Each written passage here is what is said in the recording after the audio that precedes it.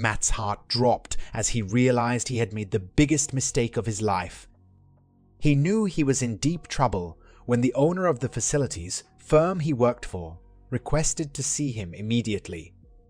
With a heavy heart, he walked towards Dan Connor's office. His mind was racing. There was no way Dan could have found out about his embezzlement. As the only accountant and general manager, Matt was responsible for balancing all the company's accounts at the end of each month. As he knocked on Dan's door, Matt felt sick with anxiety.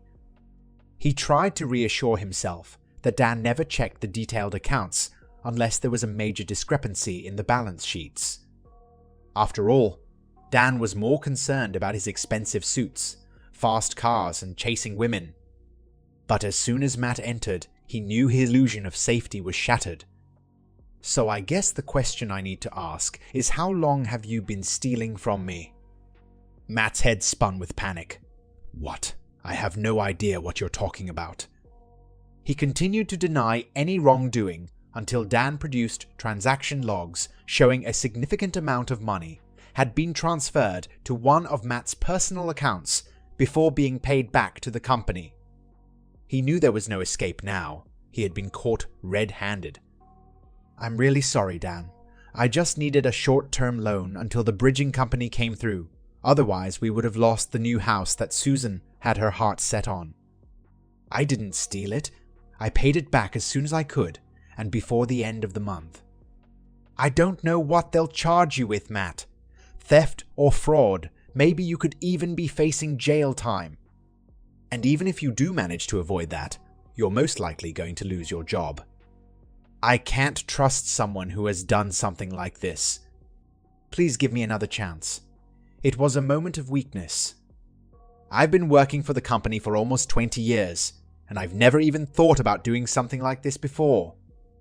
And I promise I won't do it again. Dan stood up from his chair and walked over to the window, deep in thought. You and Susan have been my friends for a long time. That makes this all the more disappointing. Did Susan know about this? Matt was taken aback by the question. He thought back. It was actually Susan's idea. She was so desperate to not lose the house that she suggested it, convincing Matt that no one would ever find out. Matt hoped involving Susan would make Dan less likely to report it to the police, but he didn't want to implicate her. After a long pause, he finally answered, no, she didn't know. Matt's response to Dan's surprise seemed to take him back, but he quickly brushed it off. He needed time to think about the situation and make a decision. Dan instructed him to go home and not come back until Friday, when a decision would be made. As Matt drove home, he couldn't shake the thought of how Dan had found out. No one ever looked at the transactions, and Dan certainly didn't pay attention to details. His biggest concern was which option Dan would ultimately choose for his punishment. None of them were desirable, but the idea of a court case and potential prison time left him in a state of panic. He knew Susan wouldn't be expecting him. He regretted buying their new home as he approached it. The thought of coming home early and finding his wife in bed with someone else crossed his mind, adding to his already disastrous day. Thankfully, Susan greeted him with her usual bright smile and fully clothed form as he entered the kitchen. He took a moment to admire her beauty, despite being just shy of her 40th birthday. Her long, curly brown hair was pinned up, with her bangs resting over deep brown eyes. He appreciated her figure now more than ever, with its curves and ample cleavage compared to when they first got married. But all of that would soon change, as he was about to shatter her sunny disposition for the foreseeable future. As Matt relayed the details of his conversation with Dan and presented the incriminating evidence, Susan visibly panicked. "It's all my fault. I'm so sorry," she said, wringing her hands. Matt reassured her, "I told Dan that you had no idea. There's no point in both of us getting in trouble." Susan suggested pleading with Dan, but Matt advised against it. They would just have to wait and see what Dan decided. It was going to be a long 3 days. Finally, Dan texted to say he would come by their house at 7 p.m. on Friday. Both Matt and Susan were consumed with nervousness. Dan arrived promptly in his Aston Martin, causing Matt to think bitterly about how he seemed to have everything: looks, money, charm, and now the power to destroy him. After exchanging strained greetings, and Susan offering him a beer as usual, Matt couldn't hold back any longer and dove into the conversation. The words tumbled out of Matt's mouth, thick with sorrow and regret. He could feel the weight of his actions bearing down on him as he looked at Dan, his best friend and business partner. A deep sense of shame filled him as he realized how much he had let everyone down. Dan's face was unreadable, but a strange smile flickered across his lips. "I do hope that is true, Matt." An unbearable silence followed, stretching on for what felt like hours until Dan finally spoke again. "You know, I've always been a little envious of your relationship with Susan, Matt. I miss having that sort of closeness in my life." Matt was taken aback by this admission. He had always assumed Dan to be a ladies' man, with an endless line of hot girlfriends. Maybe as he approached 30, Dan was starting to think about settling down. "So it's with that in mind that I have a proposal," Dan continued. "Neither of you will like it, but it may be the only way to avoid prison for you, Matt. And remember, there is a risk for Susan too, as the account and house are in both of your names. I know you wouldn't have done this without her approval." Matt's chest tightened and his breathing quickened as he considered the dire consequences of Susan being held accountable. He couldn't even fathom what kind of proposal Dan could possibly have in mind. Dan released a slow, drawn-out breath before speaking. "There's no easy way to say this, but my proposal involves me spending time with Susan." The room fell into stunned silence. Dan continued, undeterred. "No police involvement, no court cases or prison sentences for any of us.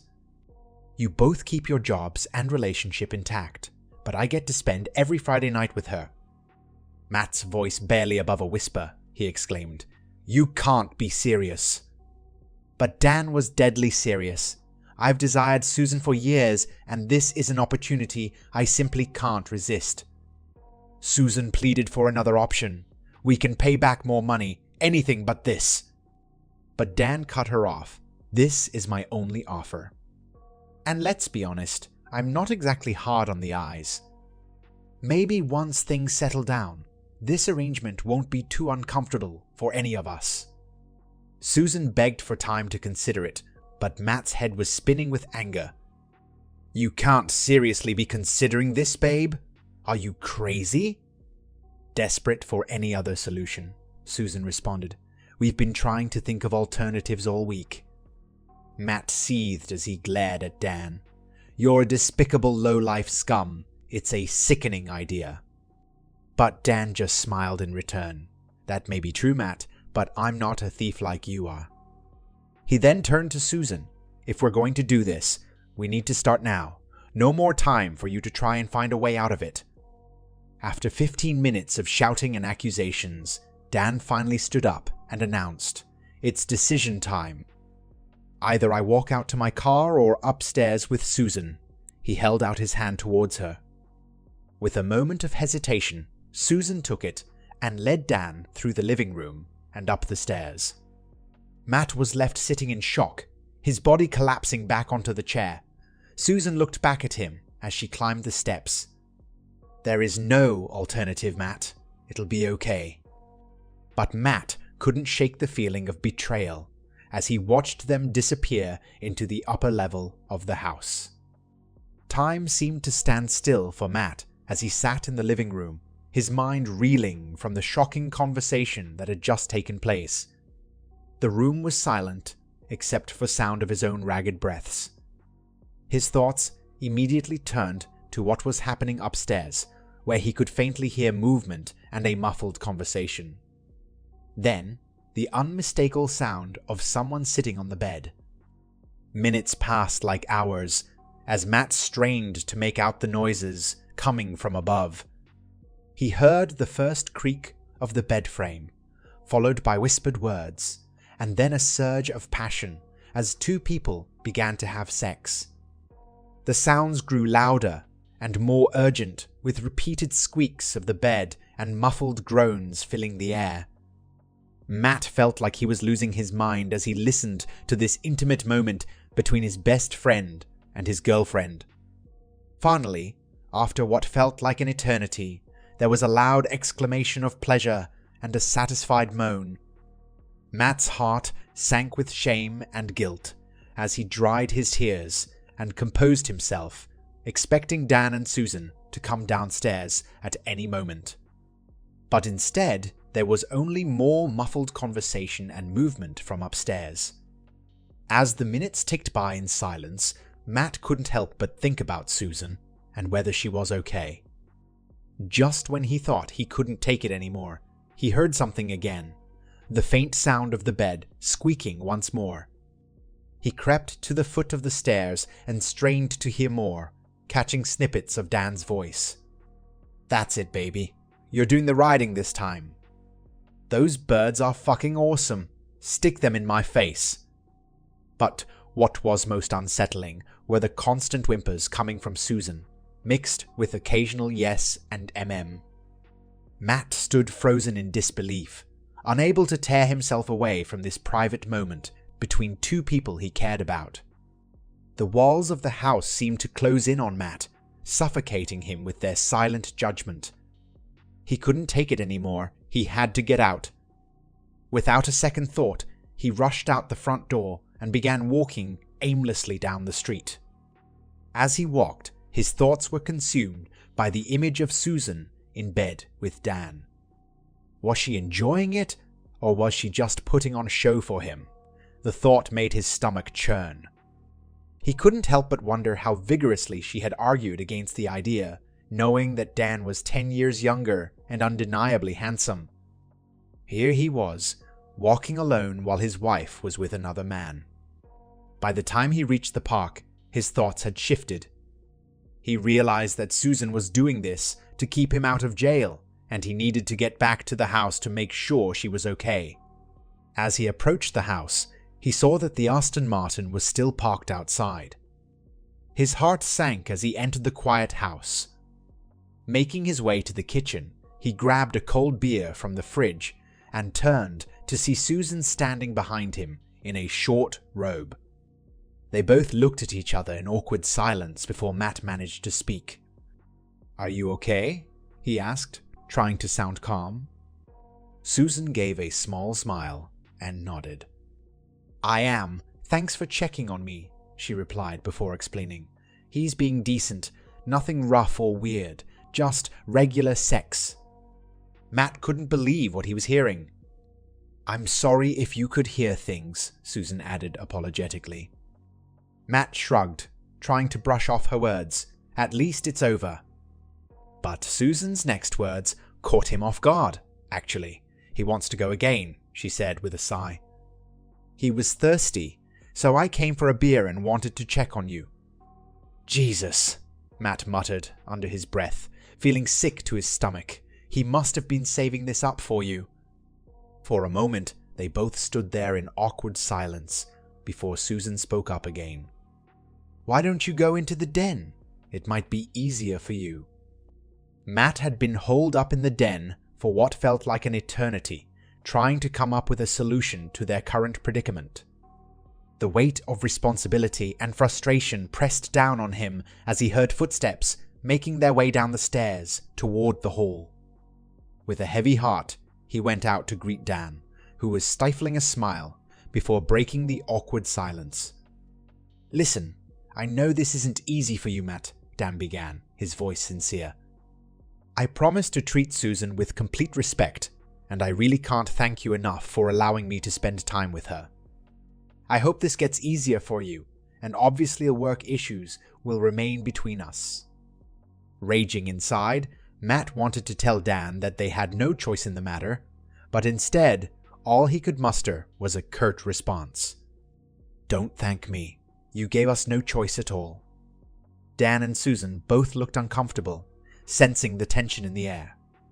It was clear that it was time for Dan to leave. To Matt's amazement, as Dan said his goodbyes, Susan leaned in and kissed him. It wasn't a passionate kiss by any means, but it was on the lips and lingered for a moment longer than necessary.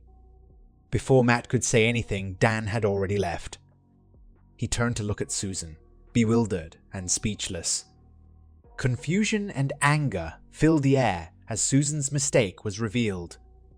"What the fuck was that?" Matt's voice rose in disbelief. Susan could feel her heart drop. What? Oh, it was just a kiss goodbye. No, it wasn't. It was a sign of affection.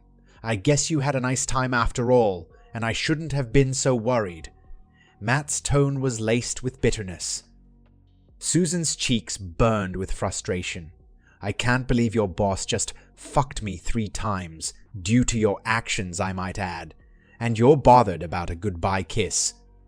Matt's jaw clenched. "It's supposed to be a transaction. An arrangement, just sex. Were you kissing him upstairs?" "Some, I guess. Not a lot," Susan replied sheepishly. "Great. First of all, it's multiple times. Then I hear you enjoying it, and now it's affection." Matt's voice rose with each word. "It's not like that," Susan raged in response. "Everything I am doing is to keep us out of jail. I'm going to have to show willingness and make sure he enjoys it. Plus, I can't moan if he's busy doing that to me. It's not exactly a voluntary reaction I can control. We're both going to have to get used to this. If I can put myself through this, then you need to find a way to cope with it." The last comment drained the energy out of Matt. Despite his doubts about her actions, Susan was making the sacrifice, not him. She could walk away at any point and leave him in jail. Unable to face the master bedroom after what had happened there, they slept in the guest room for the night. Susan fell asleep quickly from exhaustion, while Matt stayed awake, his mind consumed with thoughts of how to escape this hellish situation. Their conversations over the following week were few and far between, and always centered around finding a way out of their predicament. Matt came up with various plots, but all seemed to be useless, as Dan always seemed to preempt them. One idea involved destroying all the evidence, but they soon discovered that Dan had removed Matt's access to the backups and had secured all financial data in a new cloud system. As the next Friday approached, Dan texted Susan to let her know he planned on taking her out for a meal, under the guise of making things easier for her. Matt wasn't sure if this was a better option. It felt too much like a date rather than a business transaction, yet it also meant less time in bed with Susan. As it turned out, he got the worst of both options. Susan seemed subdued about the idea of a date, but still got dressed up for it. Matt couldn't help but feel a twinge of jealousy as he watched her being assisted into Dan's Aston Martin, wearing a little black dress and slingback heels. The evening that followed only made him feel worse. He sent multiple texts to Susan throughout the night, asking if she was okay, but her replies were short and dismissive, stating that she was just having dinner or drinks. They finally returned home at 10 p.m., with Dan's arm wrapped around Susan's waist as they laughed and joked together. Matt glared at them. Once again, it seemed like Susan was having too good of a time and appeared slightly drunk. "This wasn't part of our agreement," Dan replied, flashing a charming smile at his friend. "Relax, Matt. It was just dinner and drinks between friends. If this is going to be awkward, maybe we'd better go straight on up." Matt's expression turned sour as he seethed with anger. "What do you mean straight up?" But Dan's smile never faltered as he said, "The deal was every Friday, Matt. So I'll be sleeping with Susan tonight. I'm sure you can manage in the spare room."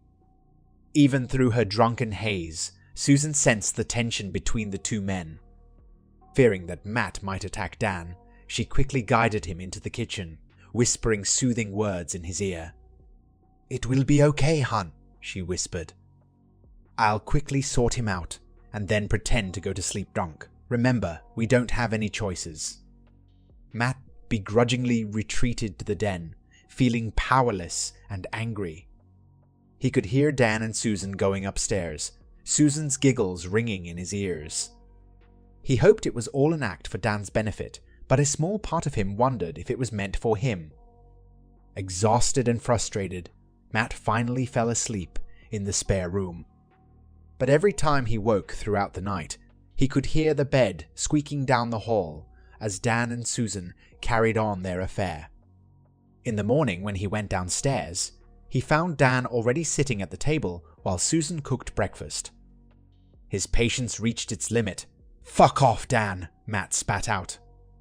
"It's not Friday, and your time is up," Susan tried to intervene, saying they should all try to be civil. But Matt had had enough. "You've got 10 seconds to get the fuck out of my house," he growled at Dan. Dan looked like he wanted to argue, but ultimately left without another word. As he walked out the door, he couldn't resist one last jab at Matt's vulnerability. "Don't forget what you have riding on this, Matt." Turning to Susan, Matt's anger only grew, making him breakfast. "Really?" he scoffed. "Why don't you just move him in? You're more of his wife than mine now." With that, he stormed out before she could even think of a response. For the third Friday in a row, Dan suggested they spend the night at a hotel to avoid any further confrontations with Matt. Susan left around 6 p.m., dressed casually so as not to upset her husband. The plan was for Dan to meet her in the hotel restaurant after she changed into something more fitting for their romantic evening. But Susan was taken aback by the opulence of the hotel when she arrived.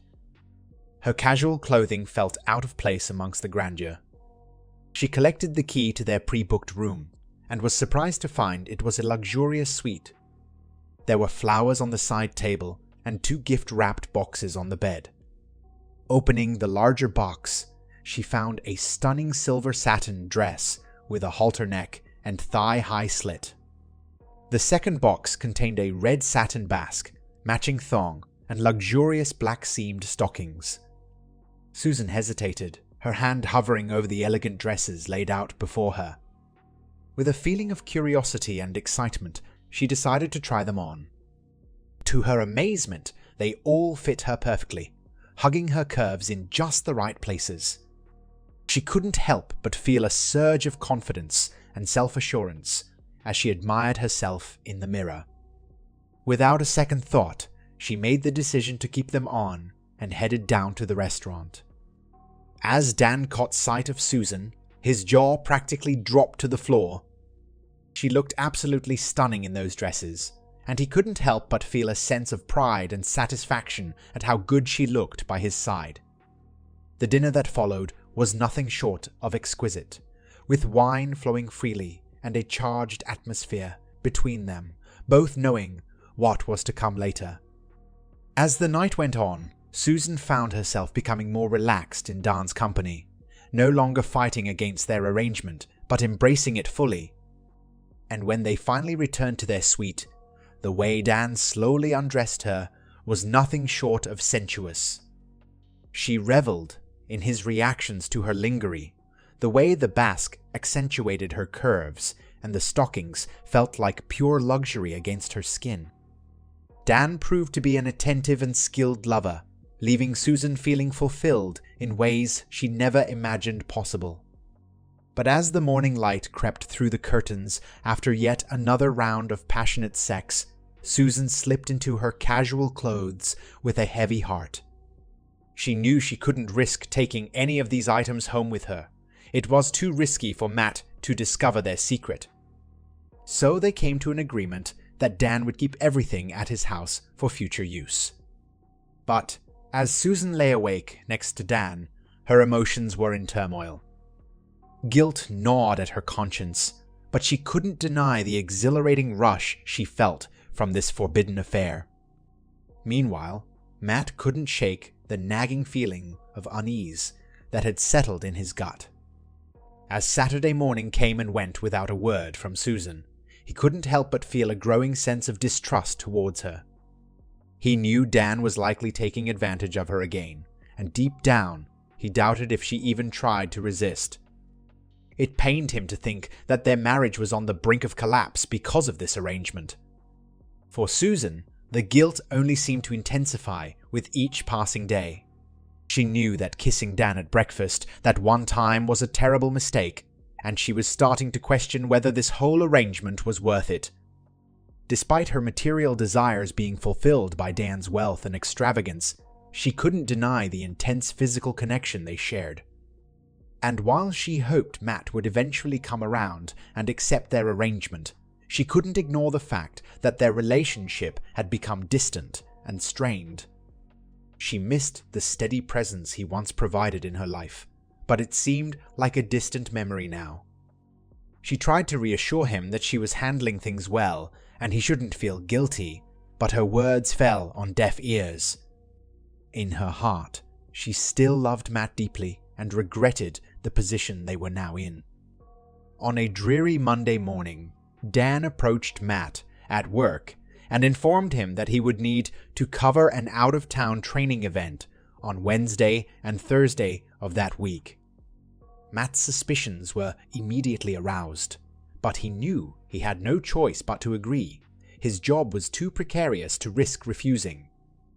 As he begrudgingly agreed to the task, he made it clear to Dan that their personal arrangement could not be impacted by this trip. Dan reassured him, of course not. That night, when Matt told Susan about the trip, she didn't seem surprised or concerned. Training events were rare, but they did happen once or twice a year, so it didn't seem out of the ordinary. However, something about the timing felt too convenient for Matt. He went to the den, intending to plan a way out of the predicament, but his thoughts were interrupted by a blinding headache. As he ascended back up the stairs in search of painkillers, he overheard Susan speaking on the phone. Curiosity getting the better of him, he listened to her side of the conversation. "Why did you send Matt on this trip?" "No, it's a bad idea. This isn't working out, and you coming over will only make things worse." "No, he hasn't come up with any other solutions yet. It seems like he's given up and accepted his fate. This wasn't how I envisioned things going. He's devastated. You know, I enjoy our time together as well. I know I suggested this arrangement, but I never imagined it would affect Matt this much. It was supposed to be a safe alternative for us without any risk of being caught. But now everything is falling apart. I might have made things worse with my actions, kissing you and making breakfast for you. And let's not forget how you've been acting all high and mighty towards Matt. Fine, you can come over during the trip, but then I think we need to scale things back and be more discreet, or maybe even end it. If you're suggesting an end to our arrangement because of how it's affecting Matt, then you can be the good guy and we can go back to normal. Maybe if we're discreet, we could still meet up occasionally. We'll talk more later, but I really need to repair things with Matt. I still love him." Feeling like he had been punched in the gut, Matt stumbled down the stairs. Did he really just hear all of that? He couldn't fully comprehend the implications of what he had just heard. Susan had been the one to suggest it all. Dan couldn't deny as much as she tried to convince him otherwise. She had planted the idea and pressured Matt into borrowing the money against his better judgment, and now everything was falling apart. It was clear that Dan had orchestrated the whole thing, burying the discrepancy so deep that even an audit couldn't uncover it. He wasn't a saint protecting Matt from prison. He was a conniving cheat. The thoughts of revenge and violence swirled in Matt's mind as he struggled to calm down and think rationally. He needed a plan, one that would make them feel his own unease. Matt avoided Susan for the rest of the night, and the following morning, unable to face her after overhearing her phone call with Dan. But on Tuesday night, he saw her again and never mentioned what he heard. Instead, he told her about how he overheard Dan at work boasting about sleeping with some woman.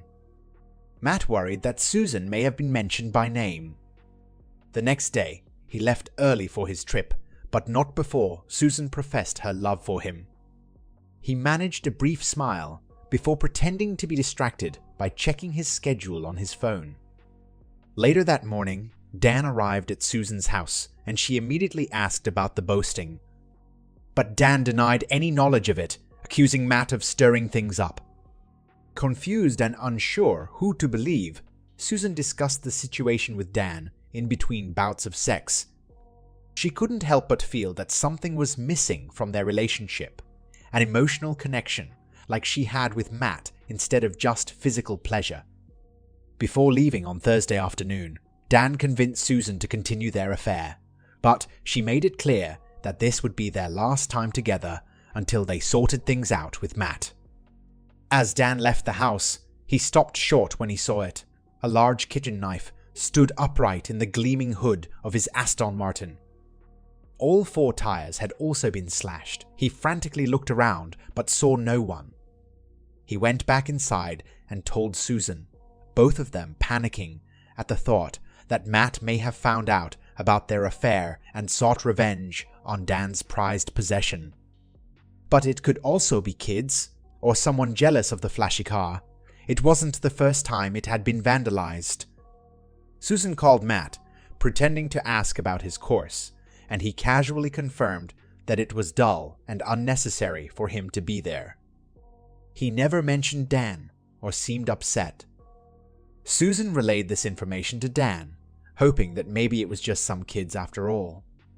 They quickly arranged to have the car towed before Matt returned, adding more stress and expenses to their already messy situation. The tension in the air was palpable as Matt returned home on Thursday night. Susan tiptoed around him, playing the role of a dutiful wife, but inside she was anything but calm. She couldn't shake off the feeling that something was about to happen. On Friday morning, Matt left for work as usual, while Susan anxiously waited for Dan's message, confirming their meeting later that night. She couldn't help but hope that he would finally call a stop to their affair. Perhaps the accident with the car had been enough to make him come to his senses. But at 11 a.m., everything changed. Matt called Susan in a panicked and distressed voice from work, telling her that there was something she needed to see. He explained that he had received a video clip via their personal email and urged her to watch it. With shaking hands, Susan opened their email on her phone and found the message containing the video clip. The quality was poor and only lasted 20 seconds, but there was no mistaking what it showed. Susan and Dan engaged in a passionate act of lovemaking. The sender was an anonymous address. Matt's shocked voice broke through her thoughts. "Is that our bedroom? It's hard to tell, but it looks sunny, like midday. When could this have been taken?" Susan's mind flashed back to Wednesday afternoon. She could vividly recall Dan's powerful thrusts while they were in this exact position. But she quickly composed herself and replied calmly, "I'm not sure. Maybe it's edited or the lighting is off." Matt didn't seem convinced. "That is you, isn't it? You seem to be enjoying yourself." Susan bit back her immediate response and instead focused on the situation at hand. She didn't have time for explanations right now. She needed to figure out how this video had ended up in Matt's possession. "What is Don playing at? Is this his way of torturing us? Did you have a falling out or threaten him?" Susan immediately denied any involvement, but then remembered her conversation with Dan about ending things. Maybe he had reacted badly and decided to use the video as leverage to keep their affair going. She couldn't believe that he would stoop so low. Matt revealed that Dan wasn't at work, so he couldn't ask him directly. Susan desperately wanted to reach out to Dan and try to mitigate the damage, but she knew it was best to wait until Matt wasn't around. Just then, her phone pinged with an urgent message from her sister Diane. She quickly ended the call with Matt and dialed Diane's number, hoping for some much-needed support and advice. But instead, she was met with a barrage of questions and expletives from her sister. After finally managing to get a word in, Susan discovered that Diane had also received the same video clip.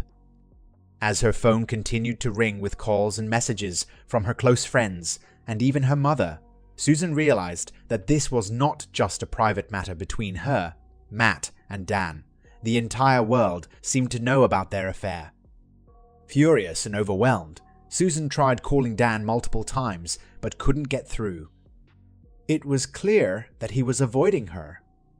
As panic set in, Susan couldn't help but wonder if anyone else had also received the damning video. This was an absolute disaster. And there was no doubt in her mind that Dan was behind it all. The reason for her inability to contact Dan became clear as Matt nonchalantly picked up his work phone during a conference meeting. Without hesitation, he ripped out the battery and discarded it in the trash, keeping the handset and SIM card for himself. Before leaving work, he made a quick stop at Dan's desk and slipped an envelope onto it, containing crucial evidence of their illicit affair. As he arrived home, Matt relished in the sight of his wife's panic and confusion. She was devastated that her mother had likely seen the video and that all of their family and friends would think she was unfaithful. Matt played along, offering useless suggestions on how to contain the damage and feigning his own perplexity over when the clip could have been recorded. Susan still refused to confess to Dan's midweek visits. In the midst of the chaos, Susan couldn't help but wonder how everything had gone so terribly wrong. She had never intended to engage in an affair until one drunken night at a party when she flirted a bit too much with Dan. He was undeniably attractive and charming, and she found herself thinking about him often after that night. Over time, she convinced herself that she deserved some excitement in her life, even if it meant risking her marriage to Matt. She had seen a friend's marriage crumble after a similar affair came to light, but she thought she was smarter than that. It was all just harmless fun, right? But as she delved deeper into this secret arrangement with Dan, she failed to fully consider the implications it would have on Matt. The thrill and excitement soon turned into guilt and regret as she realized the true impact of her actions on her husband. A deep sense of pain and dread washed over her as she realized the enormity of her actions. Everyone in their friend group loved Matt, and now they would all know that she had betrayed him. She couldn't bear the thought of trying to explain herself, knowing that no one would believe her and that Matt would be devastated. The screech of Dan's car tires echoed through the quiet neighborhood as he arrived at Matt and Susan's home. Susan flew out the door, her rage barely contained as she launched herself at Dan. Matt stood by, watching with a blank expression on his face, a long scratch mark visible across his cheek. Despite Susan's best efforts, Dan managed to pin her against the wall long enough to speak. He had heard about the scandalous videos circulating among their friend group, but he vehemently denied having anything to do with it. Susan seethed with anger and confusion. If it wasn't you, then who? Matt suddenly burst into laughter. Both Susan and Dan were dumbfounded until Dan caught on first. Wait, you knew about us meeting this week? Matt nodded with a mischievous glint in his eye. Unfortunately for you both, I did. Susan tried to justify their affair as an extension of their arrangement, but it was clear that Matt had already made up his mind about their betrayal. Dan's mind raced as he watched the video, fully comprehending the gravity of the situation. He knew they had discussed the plan before and suspected Matt had recorded it all. Desperately trying to salvage the situation, Dan spoke up. I'm deeply sorry, Matt. I couldn't resist Susan's temptations. I never intended for this to cause you so much pain.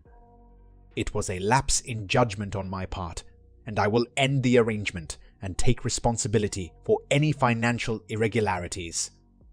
Matt responded with forced civility. "That's very noble of you, but it's too late. My resignation is already on your desk." Panic set in for Susan as she interjected. "You can't, Matt. How will we afford our house?" Matt's reply was calm but resolute. "Don't worry about that, dear. It's going up for sale tomorrow." "Trying to salvage any hope," Dan pleaded. "There's no need for this, Matt. We can move past this, and I truly value your expertise at the firm. You know the business inside out." But Matt's smile revealed his true intentions. "I suppose that's true. In fact, your main competitor has already offered me a job, and I believe some of our clients may follow me as well. As for you, Dan, you still owe me more than 4 weeks' notice as per our agreement." Dan's fake smile faded as Matt continued to deliver the final blow. "I suspect many of our employees may also choose to leave once they learn of your fraudulent actions and lack of leadership skills." Desperate to regain control of the situation, Dan tried to reason with Matt. "You have to think this through. You could still go to prison." But Matt simply shook his head and responded confidently. "Oh, I don't think so. Do you really want to implicate your lover? After all, she also benefited from the fraud. And thanks to your little rendezvous here, I have a video of you admitting to blackmail." It's incredible what kind of electronic devices are available these days. "The recording is in the hands of my lawyer as we speak, and let's not forget the conveniently deleted files on your computer. My trustworthy colleagues helped me out with that." Dan sneered. "That recording won't hold up in court." But Matt replied coolly, "Funny enough, my lawyer said the same thing, but I can use it in other ways, and by the time this all gets sorted out, you will be out of business. On the bright side, my new firm may be interested in buying you out. Rumor has it their new chief operating officer is a stand-up guy." Suddenly realizing the dire consequences for Dan and his company, Susan made a calculated decision to place all the blame on him. She turned to Matt with pleading eyes and began her performance as a wronged woman. "I love you, Matt. This was all Dan's idea. He forced me into it. I was just trying to protect you from going to prison, and now my life is ruined. Please, Matt, I love you." Dan's rage was palpable as he spat out the words, "You two-faced, lying fucking bitch." Matt couldn't help but smirk at the rather fitting description. "My dear loving wife," Matt began, his voice dripping with disdain. "In addition to the video evidence, you're overlooking the fact that I overheard you on the phone. Admitting this was all your idea. A rather elaborate and cruel cover-up for your affair." He leaned in closer to Susan, relishing in her discomfort. "You will find divorce papers in the envelope in the kitchen drawer. You're leaving tonight and will agree to the terms of the divorce, or more of those incriminating video clips might find their way to family and friends. I'm sure your mother will love to hear that not only are you a cheating slut, but also how extensively you plotted and blackmailed." Tears streamed down Susan's face as she slumped to the floor in defeat. Matt turned to Dan with a sly smile. "Do you want to take her with you?" "Not a fucking chance," Dan scoffed. "She's more trouble than she's worth." "Well, on that we are agreed," Matt replied smugly. Dan warned, "This isn't over, Matt." "True," Matt responded coolly. Without warning, Matt swung his fist towards Dan, catching him square on the jaw and sending him crashing to the ground. "It is now," Matt declared triumphantly. For weeks after their separation, Matt would listen repeatedly to the recording of their confrontation. While most of it was painful to hear, he couldn't help but smile at the part where Dan and Susan had been worried about Matt finding out and potentially going insane. The knife in the bonnet had been a nice touch of melodrama, and doing it brought him his first moment of joy in weeks. Matt took a new job with Dan's rival company, and many of their customers and employees followed suit. Dan held on to his bitterness, but eventually had to declare bankruptcy and move out of the area. Susan found herself living in a small flat with the money from the sale of their house, but no other income from Matt. With few qualifications or experience, she was forced to work multiple temporary jobs as a domestic and waitress on 0-hour contracts. Her former friends shunned her, and she was barely speaking to her own mother and sister. Meanwhile, Matt's increased salary and bonuses allowed him to drop down to a 3-day work week and focus on his neglected sports and outdoor interests. He hadn't realized just how much Susan had influenced his decisions, including buying a large house and filling it with unnecessary possessions. But now free from those constraints, he wasted no time in selling the house. He remained in contact with Susan's mother and sister, Diane in particular, who continued to apologize for her sister's betrayal and assure him that she would never make the same mistake. A mischievous thought crossed Matt's mind, wondering what exactly Diane meant by that statement. He couldn't help but imagine exploring that possibility at some point, fully aware that it would drive Susan mad with jealousy. Congratulations if you have made it this far into the story. Please consider giving the video a thumbs up and subscribe to WTF Media for more awesome stories. You can continue your journey with these 2 amazing videos on your screen.